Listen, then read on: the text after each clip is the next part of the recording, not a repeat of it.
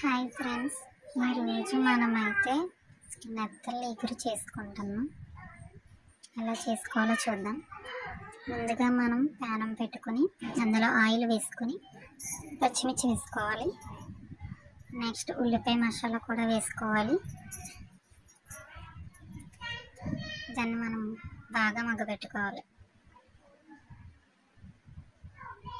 ఎప్పుడు కూడా ఉల్లిపాయ మసాలా బాగా వేగితేనే మనకు పచ్చివాసన అనేది ఉండదు. అప్పుడే కర్రీ కూడా చాలా టేస్టీగా ఉంటుంది.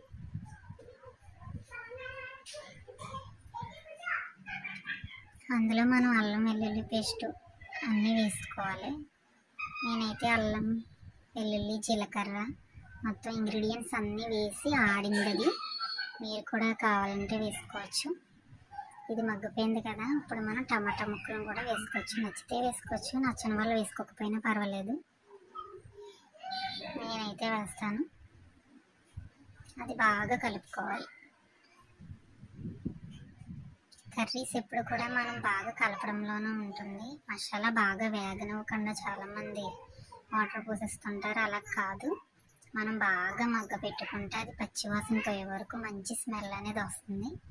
అప్పుడు మనం నెక్స్ట్ ప్రిపరేషన్ వేసుకోవాలి. ఇప్పుడు నేను అందులో ఉప్పు కారం మసాలాలన్నీ యాడ్ చేసి కలిపి పెట్టుకున్నాను.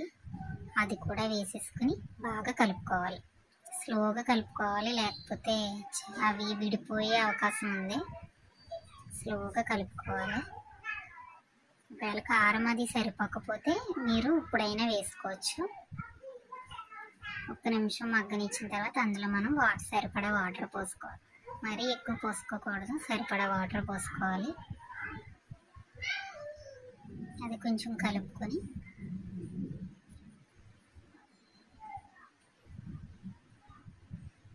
పెట్టుకోవాలి మనం. ఇప్పుడు దాన్ని మనం మూత పెట్టేసుకొని ఒక 10 మినిట్స్ సరిపోతుంది మనకి. ఒక 10 మినిట్స్ మగ్గనిచ్చి కట్టేసుకుంటే మన కర్రీ పూర్తి అయిపోయినట్టే.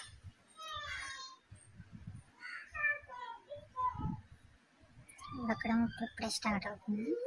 ఇంకా కొంచెం వాటర్ ఉంది కాబట్టి మనం ఇంకా మగ్గ పెట్టుకోవాలి. ఇంకో 10 మినిట్స్.